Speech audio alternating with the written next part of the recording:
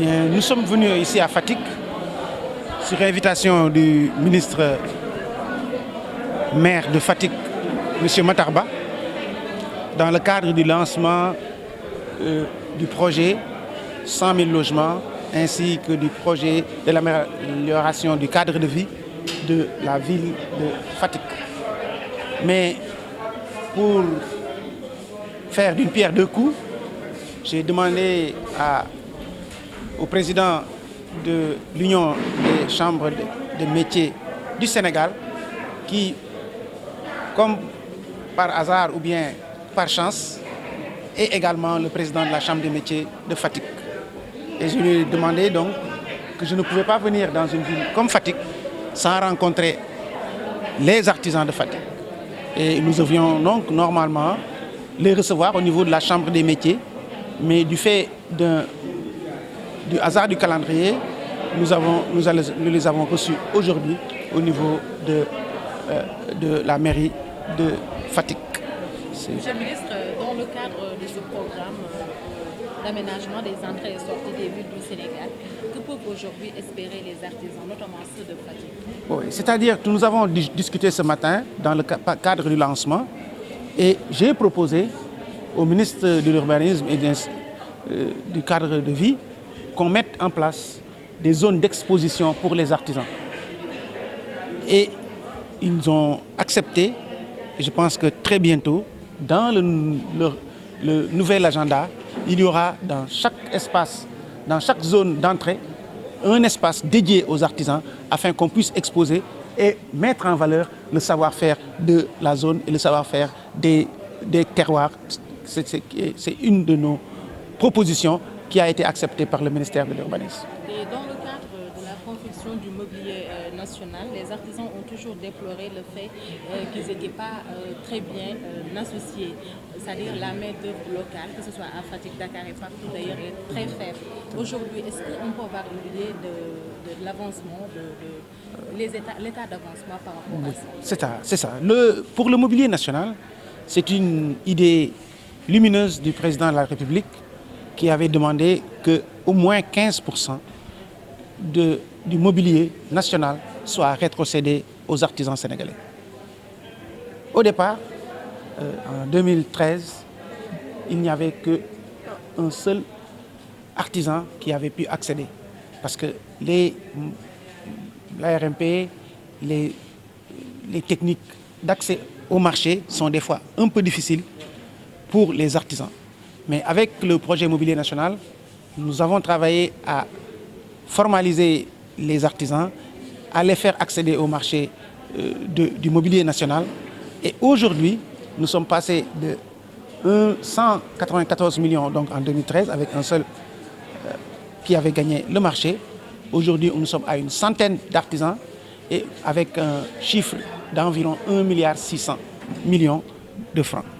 Le pourcentage est passé de 10 à aujourd'hui, nous sommes à 65% du mobilier national qui est gagné par les artisans sénégalais. Mais notre ambition est d'aller au-delà. Notre ambition est qu'on aille jusqu'à 100% du mobilier national et c'est possible. Mais au-delà du projet Mobilier National habituel, nous venons aujourd'hui de travailler avec le ministère de l'Urbanisme pour que dans le projet 100 000 logements, tout ce qui est cahier de menuiserie, métallique, menuiserie bois, aluminium, tout ce qui est possible soit rétrocédé aux artisans locaux. Et cela a été accepté par le ministère de l'Urbanisme et nous avons déjà commencé à travailler avec le mobilier national afin que ce soit une réalité et que dans chaque région, les jeunes artisans et les artisans en général qui habitent cette région soient accompagnés pour gagner le marché des 100 000 logements. Il en est de même pour les tablements. Les tablements, il y a un projet de rénovation des tablements et de création de nouveaux tablements.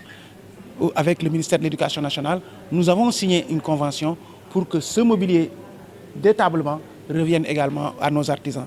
C'est donc notre ambition pour que les artisans sénégalais puissent eux-mêmes s'approprier ce programme mobilier national afin qu'il soit une réalité. C'est l'est déjà et je veux qu'on aille encore plus loin. Si vous permettez une dernière question, dans le cadre de la formation également, on sait que c'est un problème au niveau de l'artisanat. Ici, dans la région de Fatick, on sait que beaucoup d'efforts ont été faits par la Chambre des métiers, mais quand même, dans les autres localités, c'est un problème. Et votre prédécesseur avait même l'ambition de mettre en place un vaste programme de formation. Est-ce que ce projet est toujours d'actualité? Ce projet est toujours d'actualité, d'autant que c'est toujours le ministère de la formation professionnelle qui a en charge la formation et l'apprentissage. Et donc, nous avons, avec l'orientation du président de la République, mettre en place 45 centres de formation, un centre de formation par département et 15 centres de formation en 2021. Pour dire que ce projet, Inch'Allah, est un projet qui continue son bonhomme de chemin et qui est pour nous un moyen important de valoriser la capacité de fabrication de nos artisans. Parce que la formation et l'apprentissage constituent un des éléments moteurs qui permettent de capaciter nos artisans pour qu'ils puissent avoir accès au mobilier national, au marché du mobilier national, mais aussi au marché privé et pourquoi pas demain gagner d'autres marchés internationaux. C'est possible et j'espère que ce le sera très bientôt. Nous ne sommes pas venus les mains vides, mais bon, comme c'est quelque chose qui nous a pris un peu de cours, nous avons amené des produits de nettoiement et également de désinfection et ainsi que également de appareils pour la couture. C'est juste pour pouvoir aider, c'est très symbolique, mais c'est pour rappeler aux gens et rappeler aux artisans en particulier que le problème de la pandémie du sida est un problème, la pandémie du coronavirus est un problème extrêmement sérieux. Aujourd'hui, on vient d'arrêter le couvre-feu et ce qui, pour certains, veut dire que la pandémie est arrêtée. La pandémie est toujours là. Il faut rappeler à tous et à toutes que c'est extrêmement grave.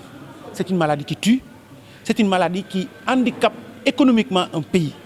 Il faut que tout le monde sache qu'on doit continuer les méthodes barrières, l'arrêt du couvre-feu et l'arrêt des mesures restrictives et purement administratif. Le problème médical est toujours là. Il faut que tout le monde le sache et c'est le lieu d'interpeller les artisans également qu'ils continuent à observer les mesures barrières parce que c'est une maladie grave, qu'ils continuent également pour ceux qui ont plus de 60 ans ou ont des comorbidités qu'ils aillent se faire vacciner. On n'a pas d'autre moyen. Ce vaccin est une chance, il faut qu'on la prenne. Cette maladie doit être rapidement éradiquée afin qu'on reprenne notre activité. Le pays est déjà assez fatigué, les artisans en particulier, pour que rapidement on revienne à notre activité. Et pour le faire, il faut que les gens respectent les mesures barrières, il faut que les gens respectent également la vaccination. C'est donc un des messages que je voulais lancer à l'endroit de la population, mais des artisans en particulier.